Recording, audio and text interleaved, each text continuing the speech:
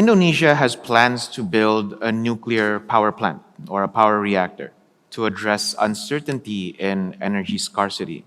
According to the speakers, what is the biggest challenge Indonesia will face in this plan? Is nuclear power plants becoming a right step to solve domestic energy problems? Feel free. Well, the short answer will be yes. I do believe that really the future of energy development in Indonesia it's nuclear. Well, of course, partially, not 100%, but because this is reliable source of energy.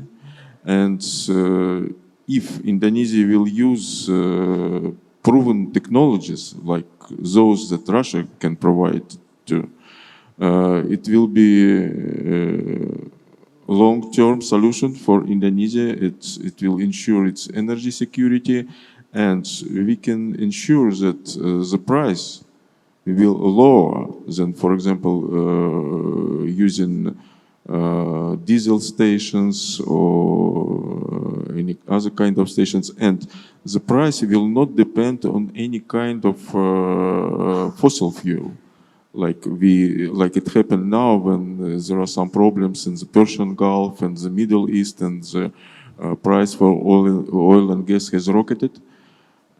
And according to information that I've got from Russian state corporations for atomic energy, Rosatom, they can ensure that if a nuclear power plant will be constructed here, Rosatom can ensure that the price will be stable for 20 years, because it's not dependent on oil, gas, or anything else. So, and well, we discussing these issues with Indonesia. I know that Russia is not alone here. There are many proposals from different countries. But what I would like to stress that, first of all, at this moment, Russia is the only country, for example, that use floating NPP with SMR, small modular reactors. We've got such a station for 6 years already in operation. We try to introduce such technologies to Indonesia and ready to bring such technologies to your country, where we've got so small, many islands, and it's easier to bring such floating NPP to the shores and to build a big NPP. And also one important thing that I would like to stress about my country and Rosatom, that we are providing to our partners only proven technologies that we use in our territory. It's not something that are only blueprints or just ideas or schemes. This is that we use in the territory of the Russian Federation, and which is also under construction in quite many other countries like China, India, Bangladesh, Turkey, Egypt. So if Indonesia will join this list of our partners, I believe it will be beneficial for your country, for your people. But and I believe that people from BRIN know it.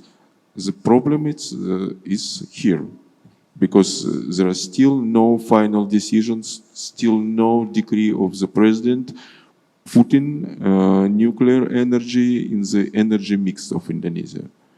So when the decision will be taken, I hope Rosatom will be one of the first who will be ready to start practical negotiations with, I don't know, with BRIN, with ESDM, with PLN, PTPLN, about construction of a nuclear power plant.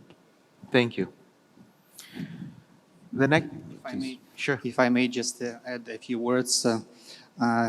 Well, I would say that Belarus is just an example of this cooperation with the Russian Federation in the nuclear field, because we several years ago built the first nuclear plant in Belarus, and now it accounts for some 40% of all electricity produced in the country.